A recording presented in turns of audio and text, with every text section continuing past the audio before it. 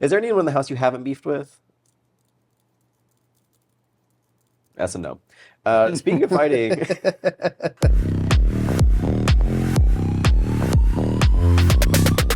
Let's go. I've told the story before about one of the first times that I ever wore cologne, and I wore that one cologne exclusively every day. Partly because I like the smell, but also because there's so many cologne options to choose from that finding another one was intimidating. And I was worried that I spend money in buying some new cologne, and then what if after a while I don't like it? Well, you don't have to worry about that because that's where today's sponsor comes in, Scentbird.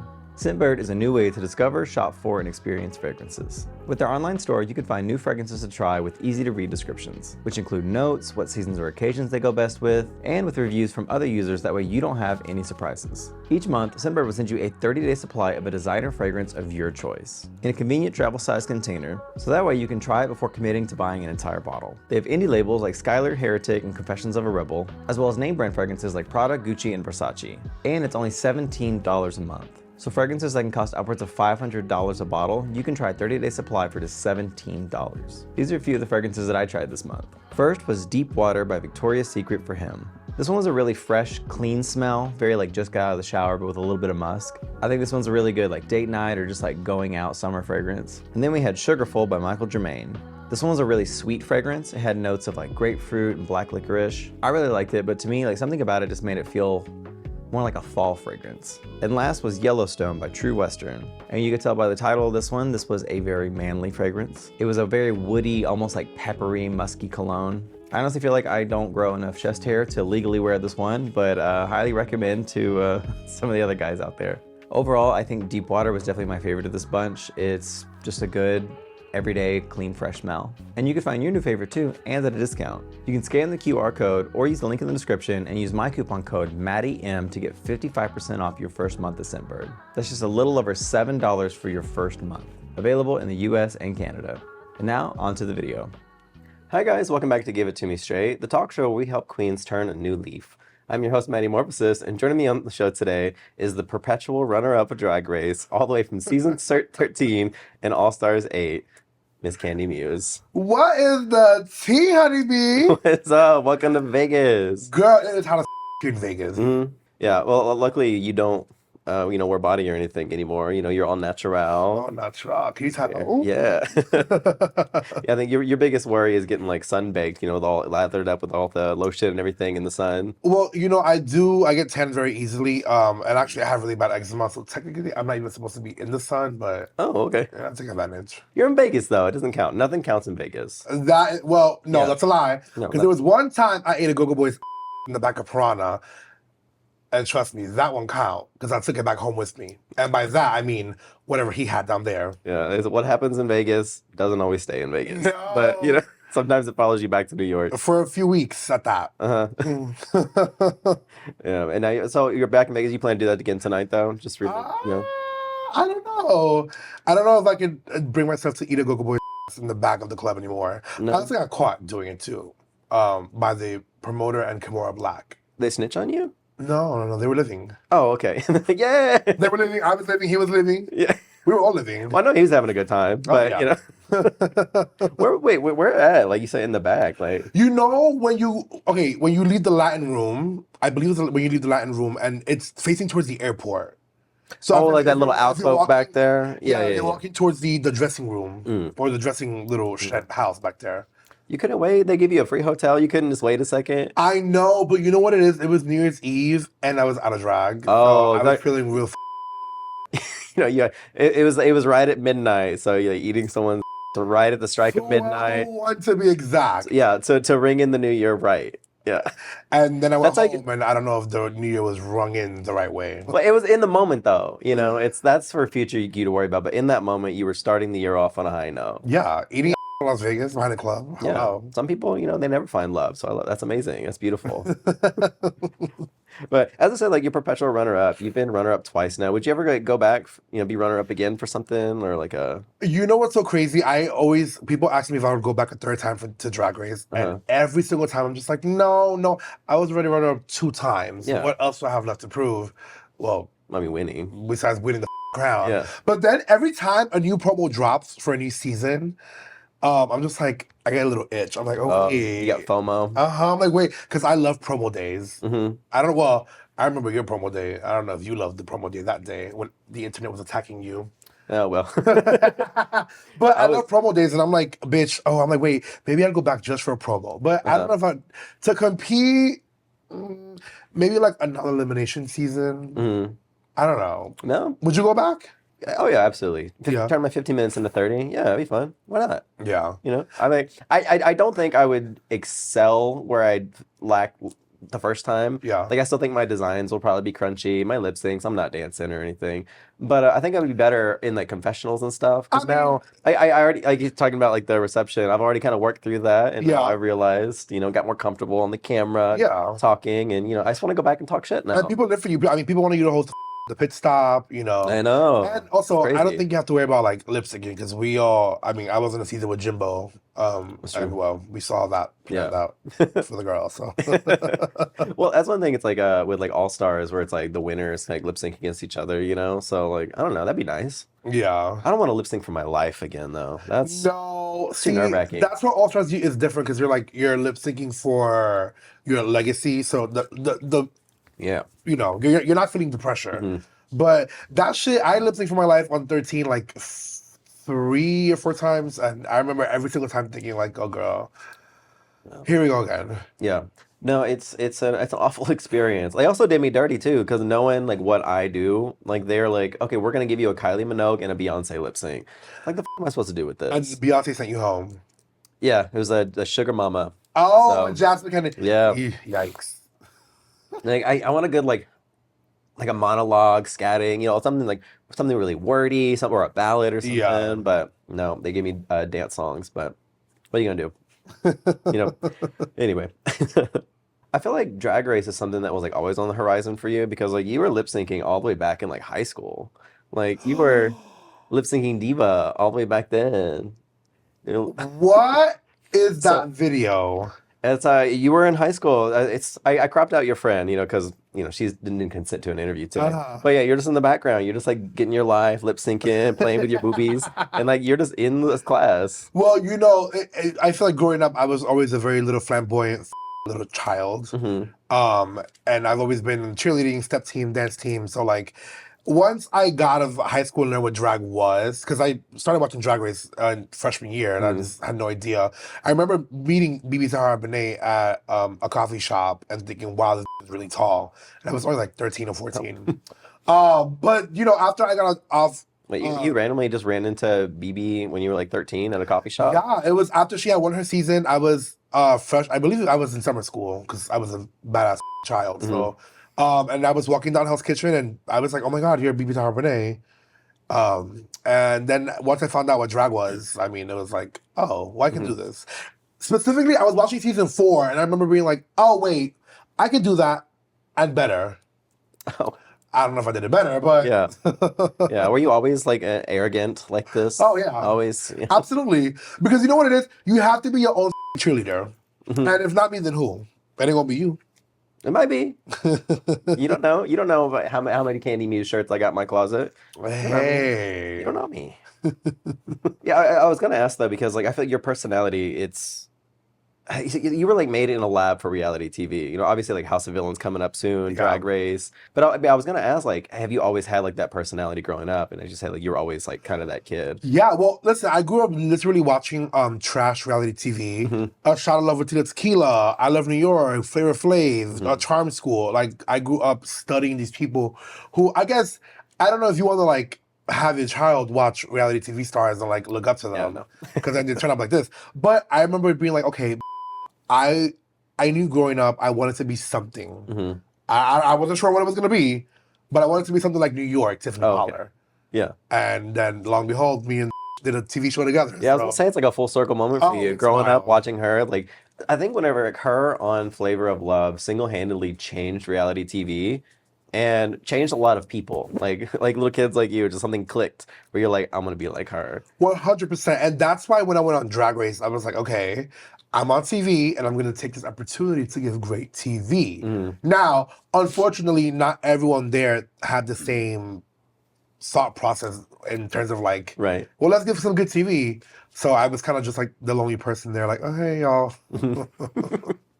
Yeah, you went there with a certain role in mind, and you played that role, you know. I would argue that you are probably the closest thing to a Tiffany New York Pollard that we've had on Drag Race, you know. Yeah, shit, Although thank you. we've had villains, but it's like that certain energy and, you know, what's the word here? Not confrontational, but just not shying away from conflict. Oh, You know, no, something never. happens, like let's lean into it, you know. Absolutely. Let's make TV. Well, my thing is like, if there are 7 cameras in front of you and you're mic'd, and there's like 4 producers behind there waiting for a moment, are you not gonna give them the moment? Yeah. And then also, I guess also because Dahlia and Aja had already done Drag Race, I already knew the ins and outs, and I knew what would air and what wouldn't air. And I would rather a bad scene of me air Then no scene. than no scene at all. Yeah. Hello. I mean, it worked out for you. I mean, not completely worked out for you, but I mean, you got screen time. You got screen time. Oh yeah, I think on season 13 I had the most confessionals. Yeah, probably so. Probably so. You out here. You did the damn thing. Oh, I did something. No one can say that you didn't do the damn thing, you know? You know, something was done. I say that as your biggest cheerleader, as we discussed. You know, something was done, for better or for worse. Oh well. But let's take it back a little bit. So, growing up, you actually grew up in New York and the Dominican Republic, Yeah. right? Back and forth. What was that like? Like, because you say you lived in both places kind of at the same time. Like, what was that like? Were you just like constantly moving back and forth? Well, it was a lot of I did the first 4 years of school in the Dominican Republic, and then I moved to New York, and Like then K through third? Like, yeah, okay. K to third, and then I did 4th grade in New York, and then every single summer for the next few years, I would do 2 months in the Dominican Republic. So when I first moved to New York, I'm born and raised in the Bronx, but when I first moved to New York, I didn't know any English. I only knew Spanish, so I had to learn how to speak English, which will, you know, at some point later down in my life, people would have a hard time understanding my the way I speak. But yeah, so it was just kind of like a culture shock because in the Dominican Republic, I was raised by my grandparents who were very wealthy. And then moving back to the Bronx with my mother, who wasn't very wealthy, because she chose to, like, you know, live her own life and feel her fantasy in the Bronx. So it was definitely like a culture shock of like, okay, well, this is my new life, and this is what's, you know. So growing up in the hood, it maybe grew up very, very fast. So, your mom like had a chance to live like a life of like luxury, but chose instead to go to New York? Well, you know, my mother's just like me, and she's someone who's rebellious, and she's gonna choose to do whatever she wants to do, and that's what she chose to do. Was, you know, go. I also have a very young mother. She had me at 17, so it was kind of like she had to go sort of like find herself while my grandparents kind of took the reign and took care of me and my brother and stuff. So yeah. So why were you going back and forth all the time? Why weren't you just like staying there? Why'd you keep moving back to the Dominican Republic? Well, because I had a lot of family still in the Dominican Republic, and it was just a way of like still being connected to my father's side of the family, and yeah, we were just there every 2 months. I remember the last year I went, because I remember Just Dance had just came out. It was 2008. I remember watching Gaga Just Dance on my computer in the Dominican Republic, and that was like the last time I ever visited. That was like X amount of years ago. I don't know. Do the math. I don't think there's been a lot of Dominican contestants on Drag Race. No, there's only been there was one in Spain, there was one in Canada, and then for the US version, there's 3, which are also here from Vegas. Well, me from New York, then Kahana, who's half Dominican, and then I believe Coco Montrese is also half Dominican. So yeah. Coco is? Yeah. Oh, I didn't know that. More you know. Yeah, well, I think so because on season 5, when she came out of the water tank, she said, "Black people can't swim. Thank God I'm Dominican." So I'm just going off by what she just said on TV. Well, I mean, Coco's a compulsive liar. You can't touch her. A liar and a terrible human being. So. Coco, I did not say that. Yeah, I did. I'm beefing with her right now, so it's fine. All right. We got beef right now. Because she hates the color blue. Yeah. Coco is so funny. Yeah. She messaged me the other day. What was it about? I don't even remember. She's always she'll randomly message me just talking shit. I'm like, Coco, I'm not starting with you today. Leave me alone. I live. Yeah. She's bored. You know, these queens, it's like they get to that retirement age, they don't know what to do, and they go, you know. But she's staying active. That's all that matters. She lives her life in Vegas Live. She is, yeah. She's like. Is she a swing or is she main cast? I think she's the main cast. She has her own. She does her Janet number now. Oh, period. Yeah. So if you can't afford Janet tickets, you can go see Coco. And if you squint, it's kind of the same thing. If you stand in the back room with the lights off and squint, and then take shots to the a few Orange House of Loves. tangerine flavor. Tangerines. Yep. You know, you know. If you know, you know. But as we're talking about your mom, you say she had you at 17, but you actually have two moms. Yes. Yes. But when did the other mom enter your life? You know, it's so funny because once I moved back to New York City, it was 2004, and my mother kind of was just like, "Hey, this is Denise. This is my girlfriend." And again, how old are you in the fourth grade? I don't know, like 9 or 10, whatever the age I was. I didn't concept, I couldn't grasp the concept of like, oh, this is her girlfriend. It was, to me, it was just okay. That's her girlfriend. It was regular. And then here, I mean, she stole my life 25 years later. So yeah, I don't know. To me, it was just like regular. I haven't really asked questions about when and where, because to me, it was just like, it was none of my business, and yeah, she's been like such a, I think me having like the support and the backbone of my two mothers is like years and years, better than the support I could have from anyone else, because they're like my best friends. Yeah, a lot of people that I talk to, they have very not estranged relationships, but especially when they first started coming out, it was like difficult obstacles they had to overcome. But obviously, it's probably different for you. The fact that you already had parents that were in like a queer relationship. But you know what's so interesting about it though? So I remember the way I physically never said like, oh, I'm gay. I never came out. There was one day in the 6th grade, I wrote this love letter to this boy. His name was Armando. Shout out. Shout out to Armando. I don't know, no idea where he is, or but Armando, if you went to MS-22 in the Bronx, shout out to you. I wrote this love letter and I left it under my pillow, and I went to school. And that morning, my mother went to go make my bed, and then found the letters. And then when I got home, she kind of asked me. She was like, like, hey, like, what's this about? And I just kind of just sat there. I hate being questioned about things. So. Right. You don't have to do this. And people may think that just because I have lesbian mothers, the coming out would be easy, but no, it was just as difficult as, sitting there having to tell someone like, oh, this is who I am, without really like, because I don't know that if in the 6th grade I'm gay or what that is, but you're different and you like boys. But it was definitely easier in terms of growing up because I was always flamboyant. I was playing with Barbies and and curling their hairs, and I literally have a scar right here from melted Barbie hair. So I mean, wait, how old were you? I was like 10 or 11. 10 or 11, straightening Barbie hair. Oh yeah, so there was no denying that like, oh, that's a queer little kid. Yeah, definitely in terms of growing up, easy, but coming out still.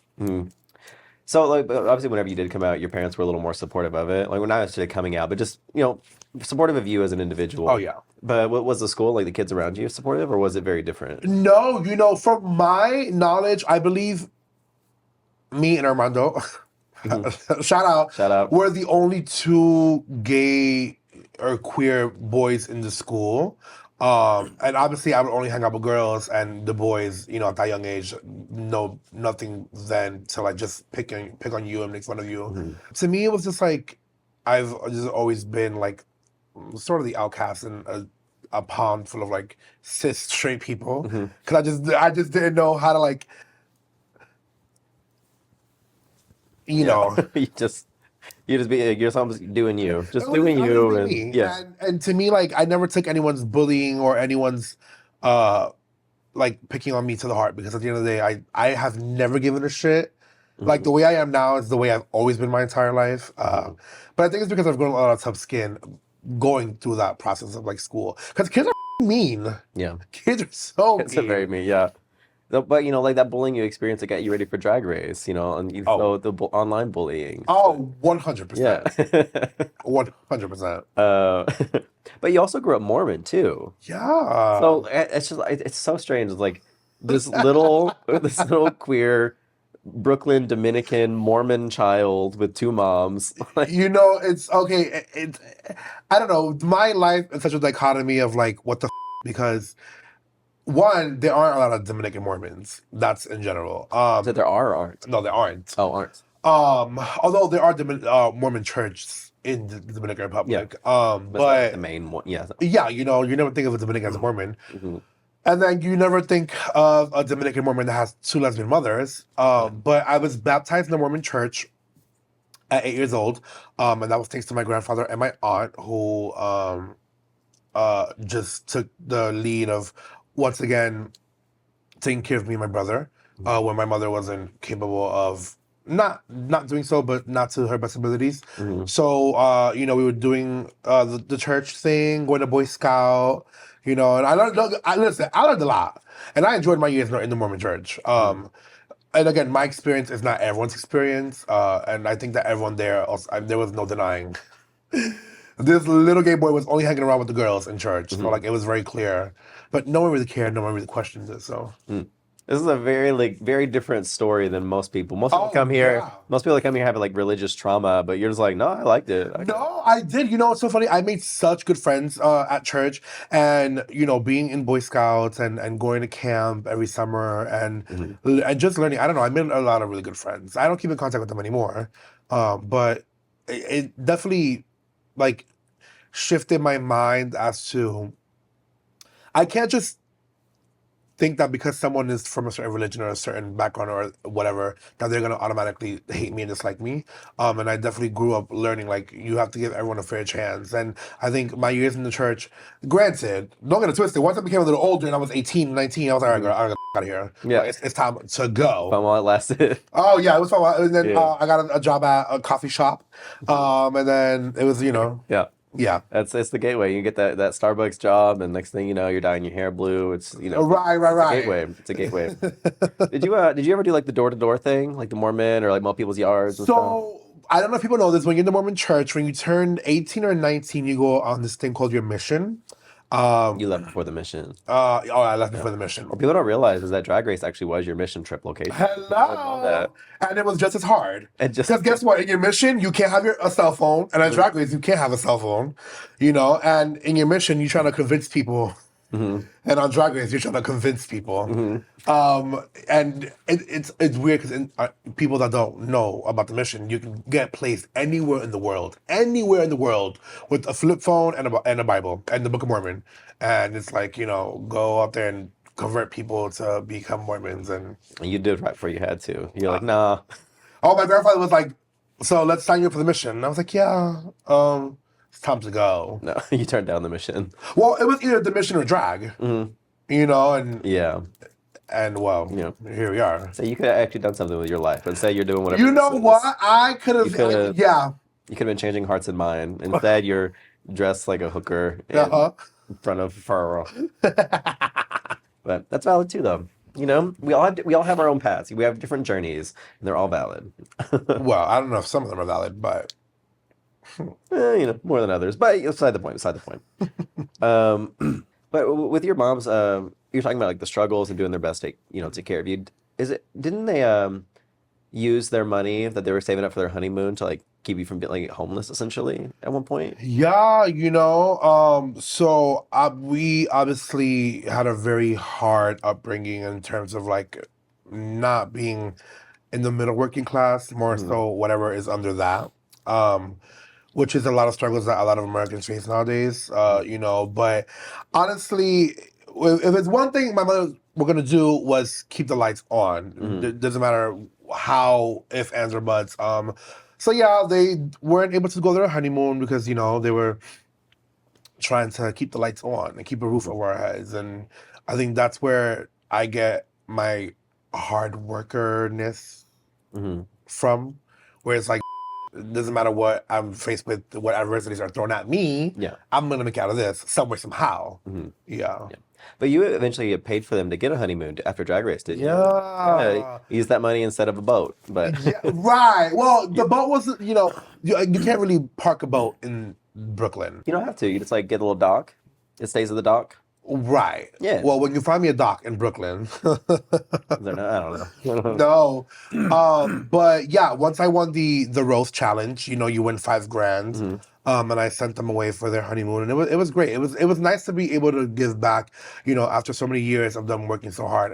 And to be fair, I put the root it. I was, and still am, a bad little child. So, Yeah. you know. That's actually a good segue because talking about being a bad kid, because as we were talking about earlier, like you actually got like at one point you got child services called on your mom's, didn't you? Girl, yes, for not going to school. Yeah, you're skipping class. Yeah, I didn't know. I remember this was junior year of high school, and I didn't know that when you miss a certain amount of days of school, the city goes to your house and they're like, "Hey, like, what's going on? Why hasn't this child been to school? What's the tea, honeybee? Right? What's the tea, honeybee?" And I didn't know, and they showed up to my house, and then I remember I showed up home that day, and my mother let me have it. She was like. Because she was like, I sent you to school at 7:30 in the morning every day. Where do you go? I was cutting school with my friends in Harlem. We were watching season 3 of Drag Race. Yeah, so watching season 3 of Drag Race, cutting school, and the city came and were like, hey, like, because I was under 18. And, my mother just let me have it. So at that point, I think my mother just gave up. Because I wasn't going to school. It was junior year of high school, and junior year is your most important year where you get all your credits to graduate the following year. Yeah. And I can count in one hand how many times I went to school that year. But school just wasn't for me, or in the sense of like at that point I felt so lost and so confused with what I wanted to do in life that I was like, you know what, I'm over this school shit, and I just stopped showing up. Is that like the worst you were doing was just skipping class, or were you like a bad kid when you were in school too? Oh, I was a bad kid in school. You're a bad kid. Oh, I was a like fighting? Like, what were you getting into? fighting, cutting class. But the thing is, to be fair, no one in that school, as far as like the adults, put me in my place. I was getting away with murder because they would allow me to. And when I'm allowed to do something, I'm going to take advantage of it. You know what I mean? In terms of like, well, then. And I was roaming the hallways and the back, fighting in the back staircase and Just going into people's, being a menace. Oh my God, you don't even understand. I was. See, people think that you on Drag Race, like, no, like, that's not a character. That's you to, No, it's in me your to the core. T. And listen, the people that disliked me in high school had every right to do so. Yeah. Well, leaving high school, you actually went to a vocational school for photography, didn't you? Yeah. So I did photography for a few years, digital, print, black and white, video, green screen. And to be fair, I went there because I thought I saw photography and I thought, oh, modeling. And I thought we were going to be modeling for photographers, which I don't know why I thought that, but He's like taking pictures. You're like, when do I get to be the model? Like, right. So, but yeah, no, that was great. That was a great learning moment for me, and it's why I'm very lucky now to have knowledge of certain things, and I think that's why when I got onto television, I was very like, I knew how things went. I knew the language. I knew, Yeah. Well, did you learn that more from like going to like photography school or more from just watching trash reality TV? Oh, both. Both. It was both. Little column A. Yeah. Because while we were doing photography, but also doing video, and then while doing video, also watching reality television. You're like, wait, the two come together at some point. Yeah. Yeah. Maybe old people are right. Maybe TV is rotting our brains. Maybe. Yeah. Oh yeah. It's why I don't watch TV now. Yeah. When did you start actually getting into like makeup and stuff though? Right after high school. It was 2012, and I remember my mother got me. Like someone was practicing it on you first. That's where you learned the trick. Yeah. My friend,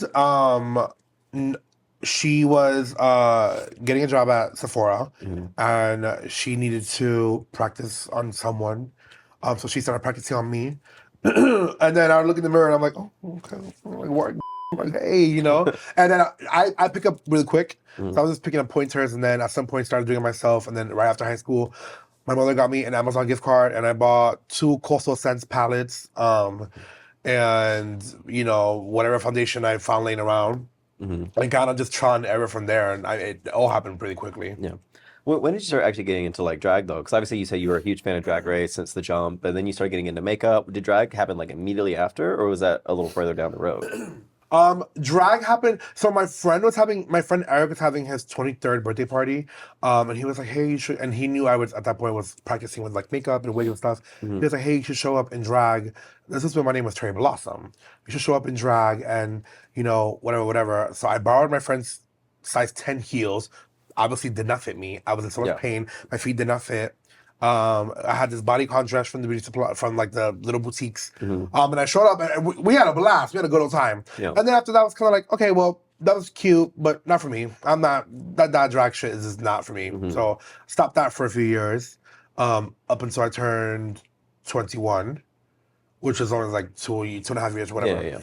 And then I picked it up again because I was like, well, you kind of have the itch in the back of your brain. You're like, oh, well. Yeah. Well, especially too, like in like New York.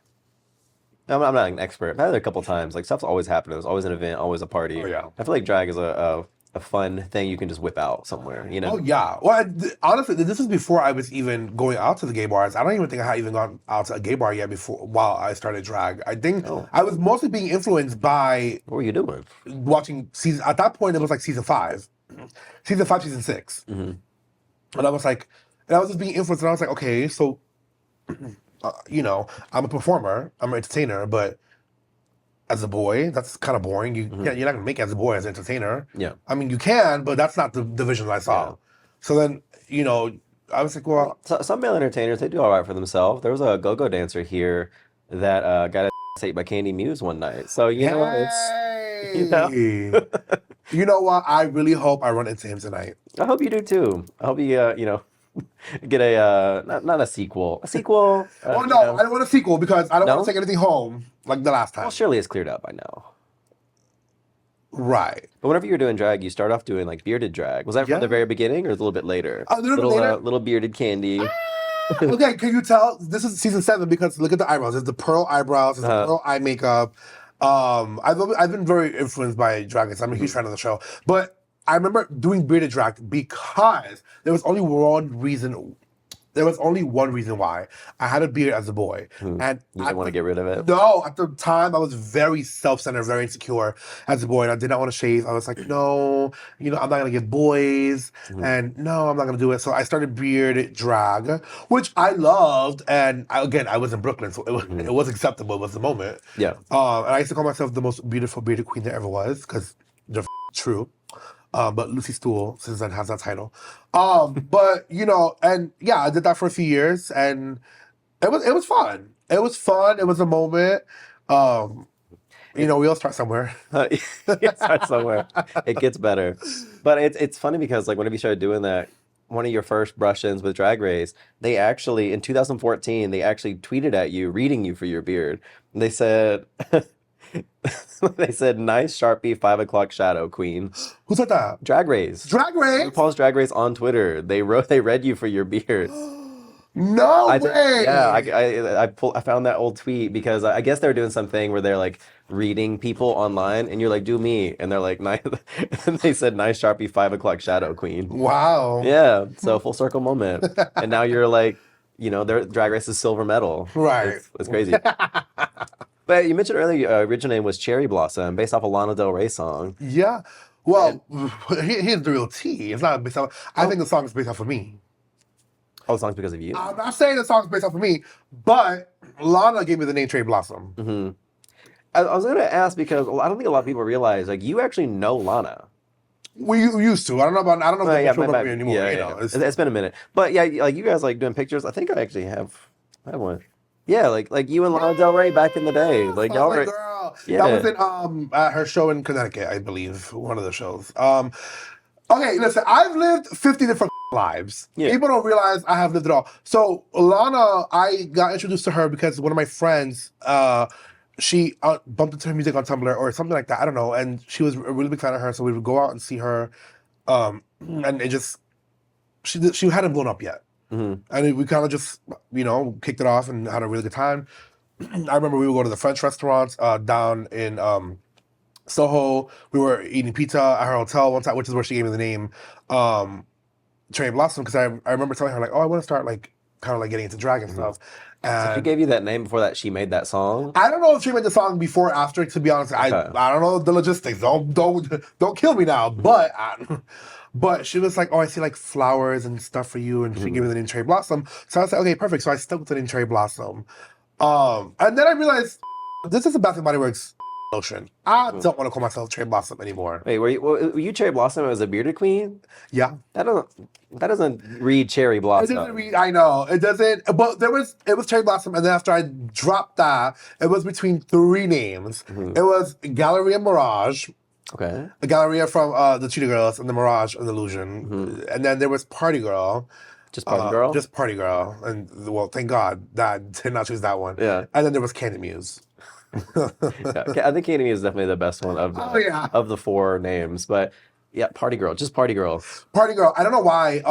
I think Bible Girl had just, came around. Are you trying to join?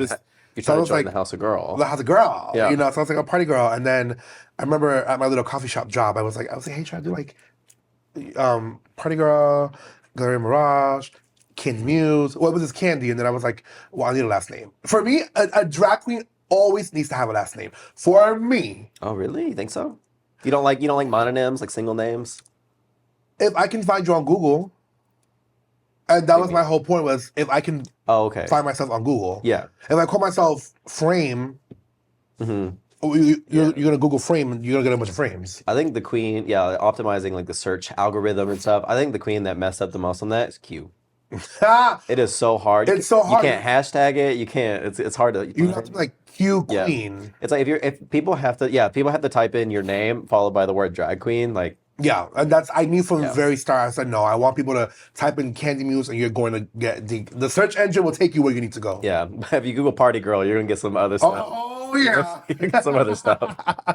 Yeah, you said you changed it into Kandy Muse. That was actually based off the trans icon Candy Darling. Yes. Yeah. Oh my God. Literally. Oh, go ahead.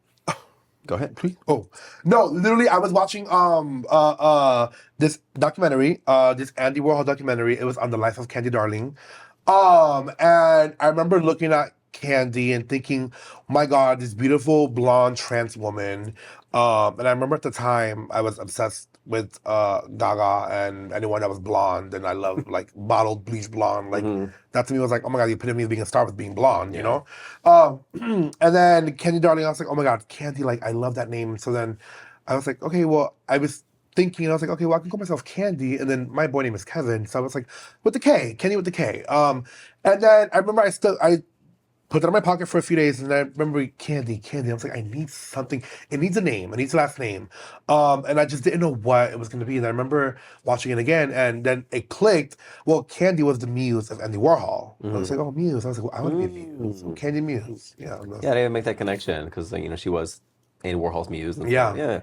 Well, you know. And I was like, I want to be the muse to the world. So, hello. But like going back to the Lana thing, that wasn't your first brush with a celebrity, because you had beef with Azealia Banks at one point. What started that? Why did that occur? What happened between you? Okay. It popped off on Tumblr even. Oh yeah, no, it popped off. Yeah. But the thing is, okay, I have always been a huge fan of Azealia Banks. Still am. I think she's such a talented person. I remember going to her show at MAC when her MAC lipstick came out and stuff. But at the time, a video of her on an airplane calling someone the F word had just surfaced online. And I remember Willem tweeted at her something about that video and kind of being like, girl, you're carrying, doing the most, like enough.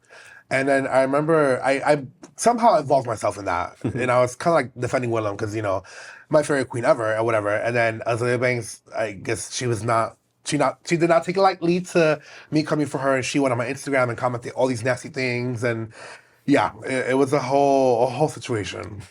Damn. Now you're hanging out with Lana Del Rey and beefing with Azealia Banks and just... And then Lana and Azealia Banks... Getting insulted by Drag Race. You were destined to be here. Like you were, where you are today. It was always there. This this little Mormon Dominican Right. queer child from the Bronx. Well, I knew at some point, always gonna be a star. somehow, it's like I'm going to find myself in them spaces. I don't know how I'm going to get there. If it's beefing with Azealia Banks or Yeah. getting named by Lana Del Rey, one of the two. Yeah. It's, the way you squeeze your big ass foot in that size 10 shoe, you will find a space and you will fill it. Absolutely. Yeah. But doing drag in New York, eventually link up with Aja. Is it true that you actually met Aja in an AOL chat room? Yes, it was on my sidekick. It was on the AOL group chats. It was like Gays NYC or New York City Gays or whatever it was. And I remember we chatted. We sent each other T-mail photos. T-mail was like the T-Mobile like photo messenger at the time.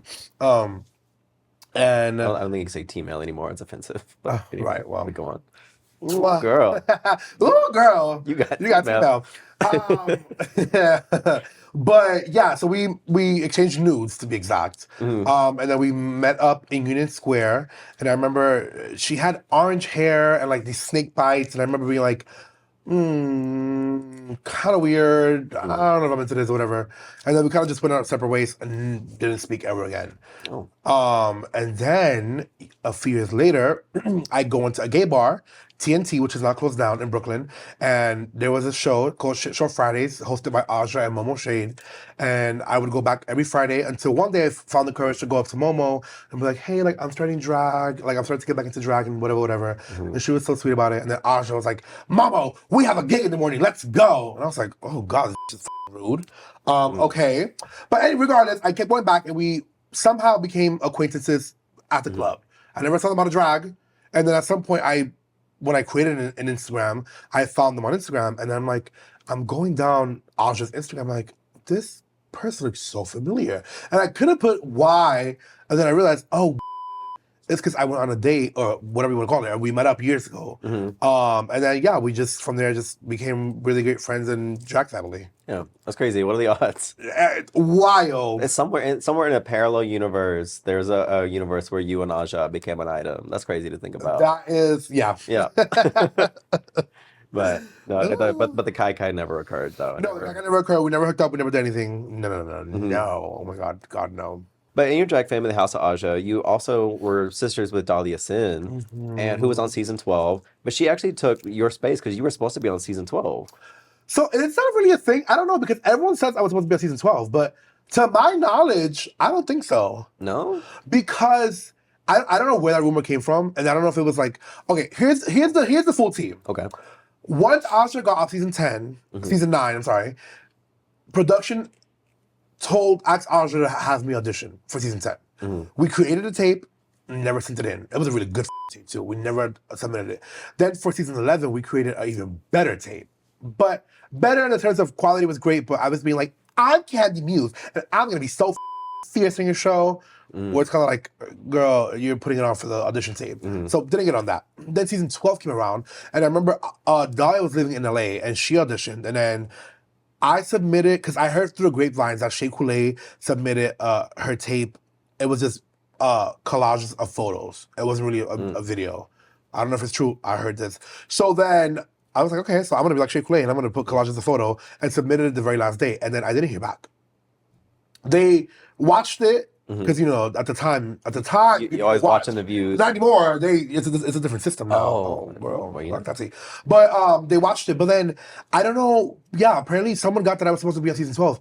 But to my knowledge, I never got a call. I never got, I know that there were a few girls that were,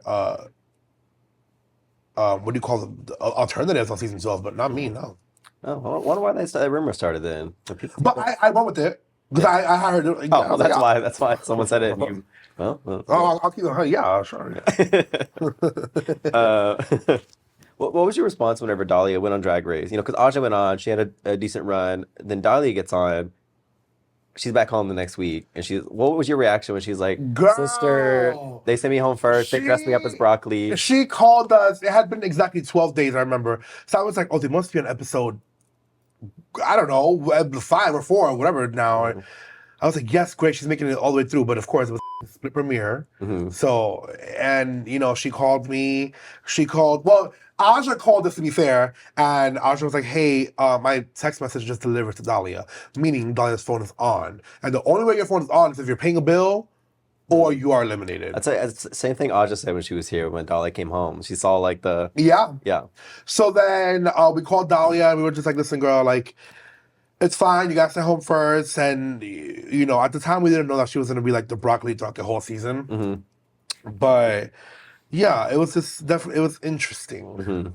Speaking of queens that were supposed to be on season 12, allegedly, Tamisha was also allegedly supposed to be on season 12. She was. But then got cast for season 13 instead. Do you feel like y'all's meeting on season 13 was fate? You know, you both didn't make the cut or wasn't able to get on season 12, so you both met in season 13. Absolutely. You know, I think everything happened for a reason. I'm a huge believer that things happen the way they're supposed to happen. Because you're a Mormon.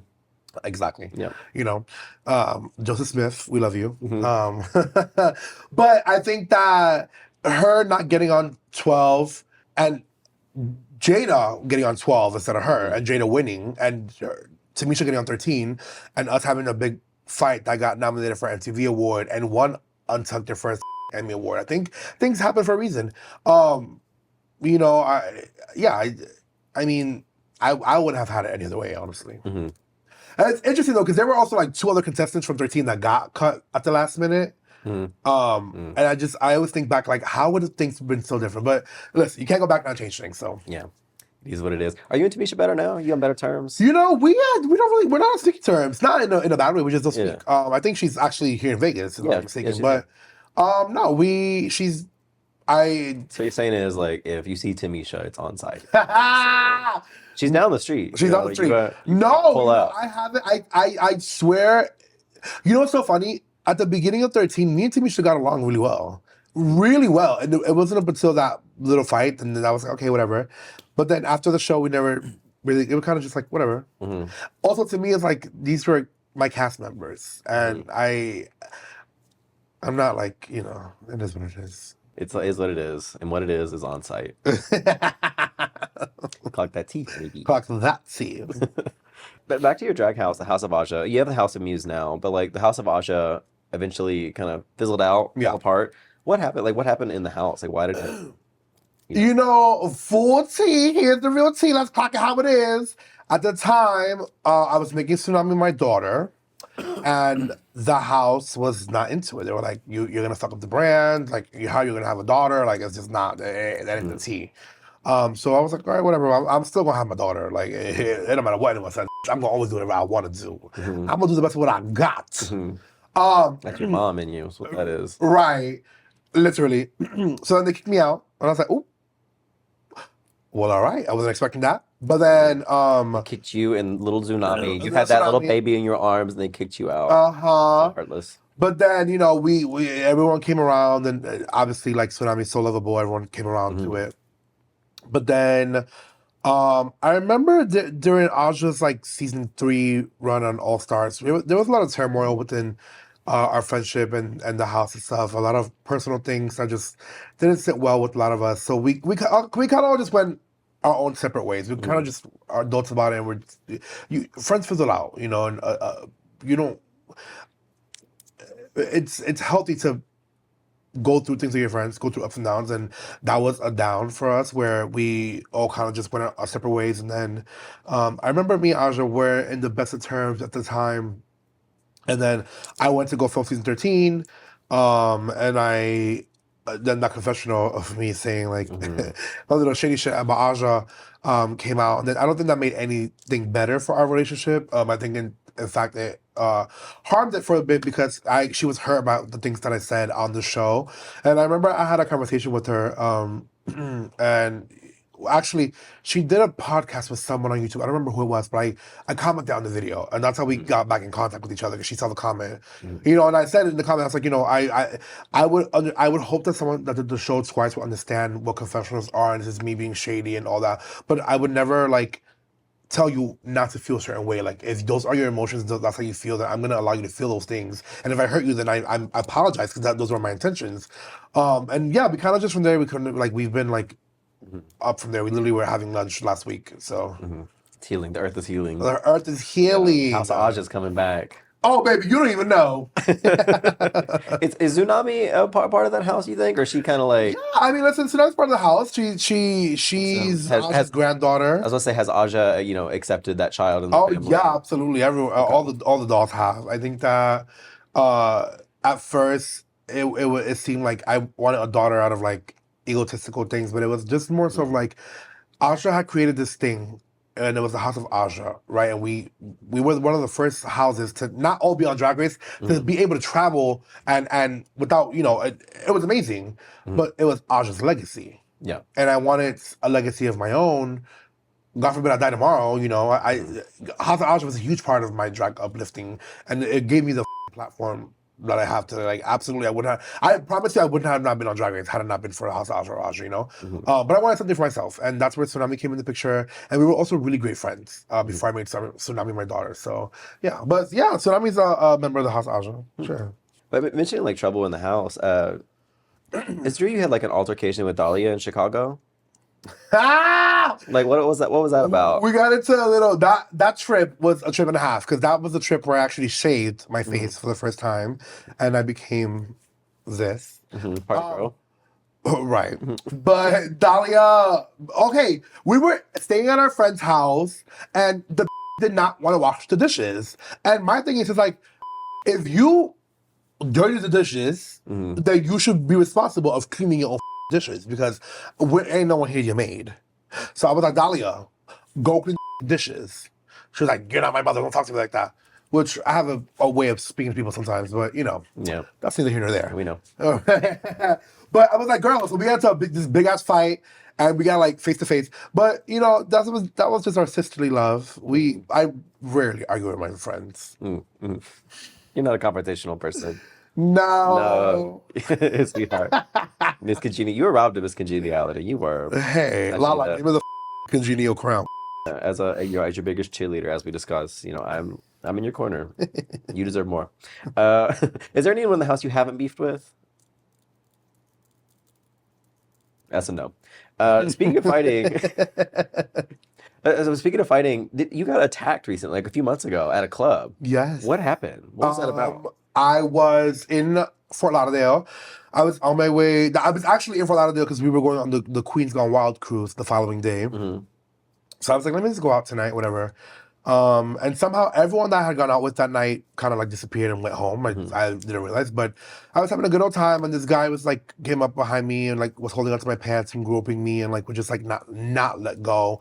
And I was just in a very uncomfortable situation, but I was like, okay, there are people looking at me, so I don't want to make it. I don't want to make this like a huge thing, and I'm gonna see the way I can like maneuver my way out of this. So I kind of just like pushed him off of me, and he was just not having it. So that's when he like grabbed both my arms and like look at the scars. Oh, that's a scar? Yeah. Damn. He like digs his nails in me, and like I remember just being in such a shock of like, what the f happened? And I kind of just like ran out of there and went to my hotel, and the next day I was just like, okay, I was like, do I speak up about this? Do I not? Because then I did speak up about it, because I was like, well, people go through this all the time, and I can't imagine, if someone was not scared of coming up to me, I'm 5'10". Like, I'm not a small little person, There are people who are smaller than me that deal with those issues, that are afraid of, coming out and saying like, oh, I was assaulted by a certain person. I'm like, no, let me speak up, because if it can happen to me, it could literally happen to anyone. And inside of a gay club is crazy, Yeah. Like in view of like all the people. And... Yeah. That's crazy. And sometimes people get a little intoxicated and don't know how to take no for an answer. And I don't agree with that. Just because you're intoxicated, you are allowed to act a certain way. You are a grown adult. And when you made the decision to start drinking, you made the decision to keep yourself accountable for all the mistakes you make throughout the night. So... do you have another scar on your arm now? Yeah, right here. This is for when I got gay bashed in school. Oh, shit. My arm broke, and I believe it broke like this, the bone. I literally was asking you about your upbringing and how kids were. You literally have scars on your arm. I have screws in my arm still. Yeah, I got gay bashed. It was in 7th grade, and I remember,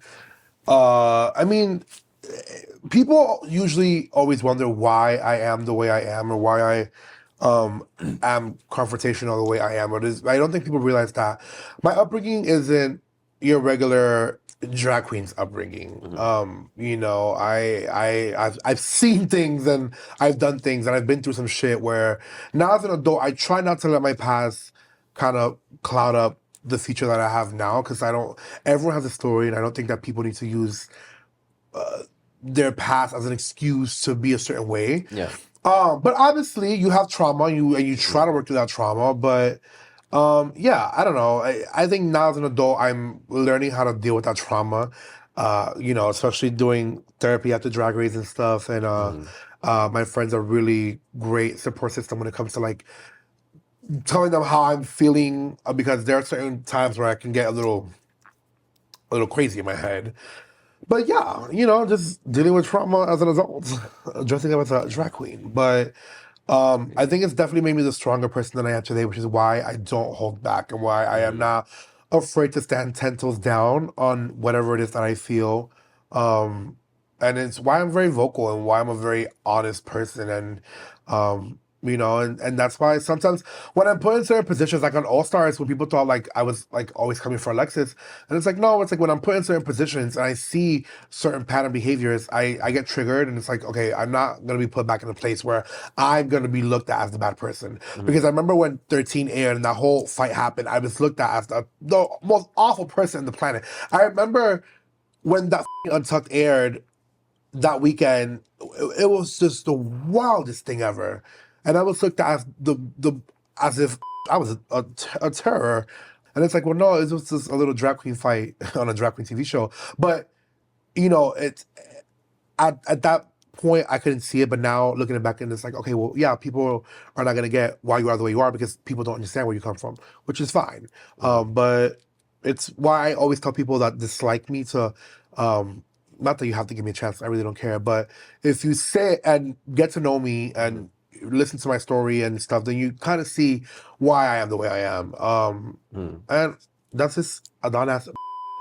Yeah, this was really pretty intense. Can I ask, like, what specifically like happened? Yeah, it was three boys. Well, one of them came from behind me, by my neck, and slammed me on the floor. And then the other two came and they were all kicking me and stuff. And I remember when I hit the floor, I remember my body going into just like shock of like I was paralyzed, because your body's going through so much pain. There's so much pain, and there's only so much the adrenaline can do before you start feeling the pain. And I remember just being in so much pain, and this was in the gym, which was at the bottom of the school, and it's all the way to the basement. So in order to get upstairs to the nurse, you have to walk up all these flights. And I remember someone helping me, walking me up the flights of stairs, and just being in so much pain.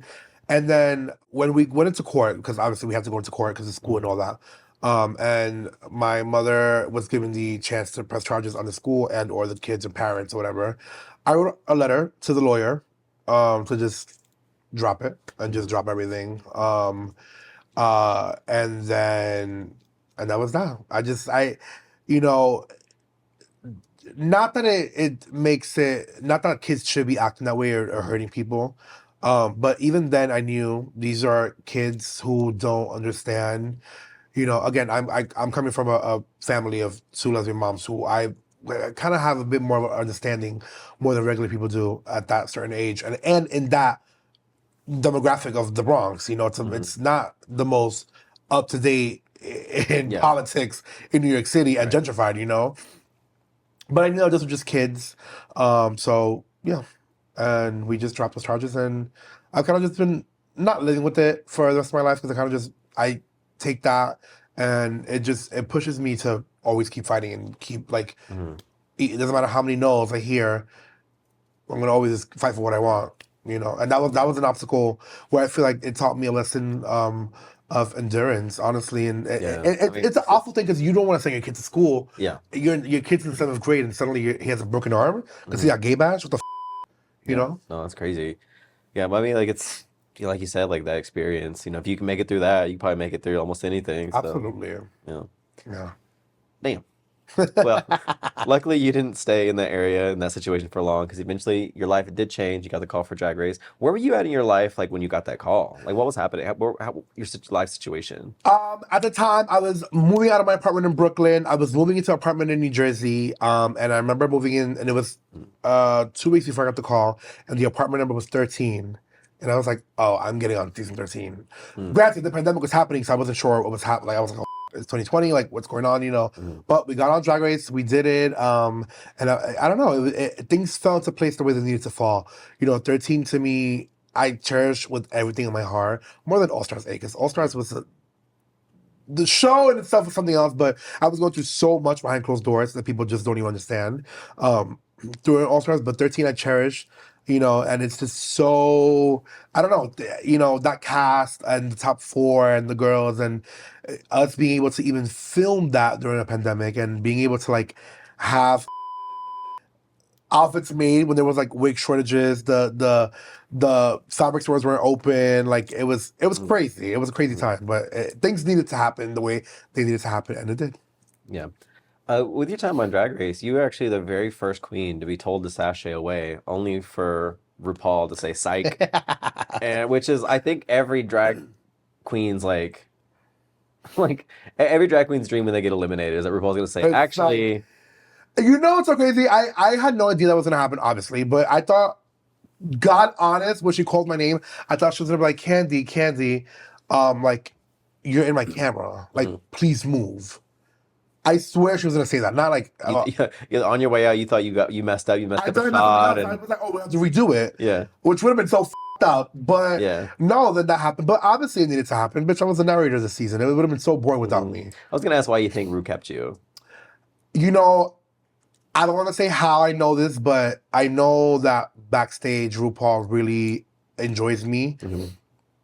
And RuPaul would always, during All Stars, and they never aired this, she would always say, in the group of the girls, in the room, in the workroom, she would say, you know, Kandy, like, I have a very special place in my heart for you. And then she'll look around, she's like, I like all of you girls, but Kandy's different. So I've always felt the love from RuPaul on Drag Race. And I don't know, maybe it was her, maybe it was production. I don't know what it was, but whatever it was, thank God it happened. Because I remember being pissed. I was like, I really got eliminated. But think about it now. If I would have got eliminated, you wouldn't have seen the alien look. That's actually my next question was this look. What was up with that? Okay, so that look was made by Big Holla, and I remember at the time we said Beast. You know, we're gonna go for a Beast, and there was this whole concept of like, I have my alien, like the alien behind me was like the baggage of like life, and it was dragging me down. It was the Beast of Yeah. It was this whole. I would say this: on Drag Race, if you have to think about it, it's not gonna work. Yeah. You know, and unfortunately, that one people didn't get, but. I think it's an iconic look. Yeah, as someone that was also red for, you know, an inflatable doll look, I get it. We are sisters in that, you know, it was actually with him, but yeah. But you know, I see you. You were seen. Yeah, well, I was. Maybe you shouldn't have been, but I see you, and you know. No, it's okay. You know what? Because the Pockets runway then came down the runway a few episodes later, and I think that was worse than this. So this was more memorable, though. I think. Well, Lala got the golden boot this season, but she deserved that one. But I've said this was, if it wasn't for that Lala look, I think you're a Beast look for me, because I think a golden boot has to be a look that's like not good, but also like memorable and iconic, you know. But I feel like nowadays the fan base has really changed their tune with you, because I think your reception is a lot more positive, especially going on to All Stars and leaving the show. But whenever you were on season 13, though. The fan reception was it was a little intense, to say the least. What was the experience like for you? Like all like the internet hate you were receiving and negativity. It was so interesting because I was in a season with girls like Rose, Gottmik, and Simone who were getting the utmost praise, and I was not. But that really I took that, and that really helped me become the person that I am today, because it couldn't get any more worse. It couldn't get worse than that. I was like, girl, the whole world hates me. I'm trending on Twitter for 48 hours about how much everyone hates me. It can't get worse than that. And then the season ends, I'm top 2. And then suddenly everyone's opinion about me changes in person. You know, I'm traveling, touring, meeting people, and they're like, "Oh my God, you are nothing like what I thought you were on television," which was so interesting coming off of the season because I was like, "Okay, well, in the season everyone hated me, and now everyone doesn't hate me." So I'm kind of like trying to figure out, like, okay, you know, I did a Drag Race season while everyone was hating me. Okay, fine. Everyone's talking about me because I was the villain, the protagonist, the main character, or whatever, and it was great. You know, someone needs to be the most hated one every season. Someone needs to have the hate. That season it was just my turn. Interestingly enough, when I left filming season 13, everyone on set, the girls, production, everyone thought I was gonna be like fan favorite number 1 while the show was airing. Obviously, we can't predict the future. That wasn't the case. But I think that nothing else from that point can bother me. I mean, come on. Yeah. You went from being hated, now the fans really like you, and you have your own interview show where you interview Drag Race queens. So, you know, it's like the parallel. Well, listen, let me tell you something, Miss Madeline. I did not get renewed for season 2 on my little talk show. My talk show was cut short at season 1. But Did you get renewed? No, they didn't get renewed. I have you to blame for that. You know, your show is coming out Blame me. at the same time as my show. And unfortunately for me, we filmed that show like a year in advance, which I don't think really works out for interview type shows. Yeah, well, yeah, because they want to be a little bit more topical or something about today. But I mean, also like you probably got Hey Queen to blame. That's the interview show they pivoted to. So you know, that's World of Wonder's interview show now. It's fine. I've been able to film 2 TV shows this year, so we'll keep that TV show. That little it was a great one season. I had posters all over Miami, New York, LA. It was great. You know, but what was the context of the sitting alone VIP meme? What was the context of that? Well, it was me being a dumb. I was at a gig. I was by myself, and I tweeted, "I'm at this gig alone. People keep asking me for photos. My God, it's like just sounding ridiculous." And then that was a different. Right, that was a tweet, and then there was a photo of me. I was hosting at this gig. Little Kim was performing at, and someone took a photo of me. And then they just paired that photo of me sitting alone in the VIP with the tweet of me sitting alone in the VIP, paired it together. And the next thing I know, I remember it was one New Year's Eve. It was like Alaska, Sharon Needles, Trixie Mattel. Oh, they're all like doing like, and this is pre-Drag Race. I was actually filming my audition tape for season 13, and I was like, "What the is going on? Oh my God, this is crazy." And indeed it was. And indeed it was. Right. This is crazy, and indeed it was. But yeah, you know, it kind of just took off, and it lives on to this day. I mean, they even referenced it on the promo for the House of Villains. I mean, you would have told me that was going to happen years ago, I wouldn't have believed you. But here we are. That's crazy. No, I said like that happening, using it for promo for House of Villains you're about to do with Tiffany, New York, Pollard, your idol, you're on Drag Race.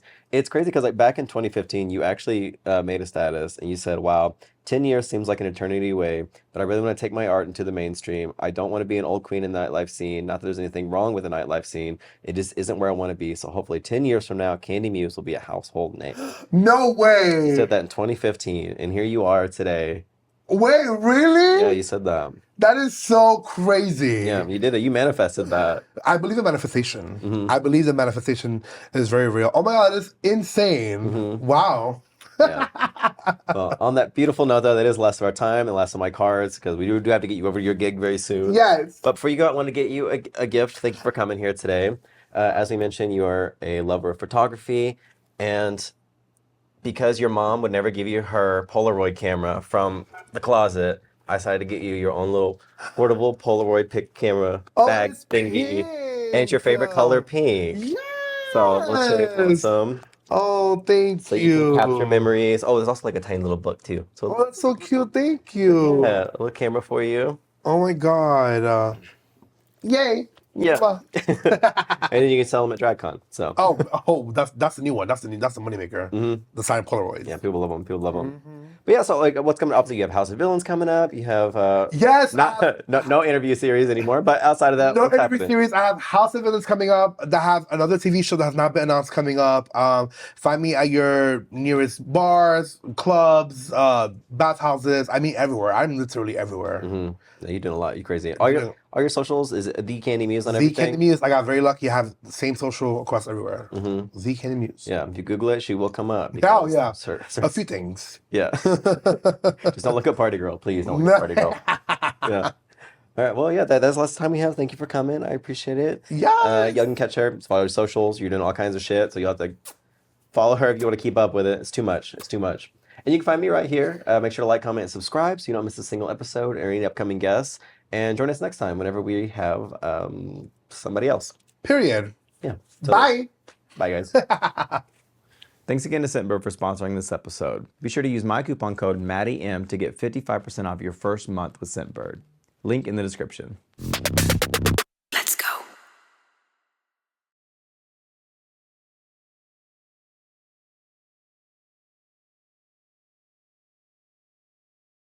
Yay.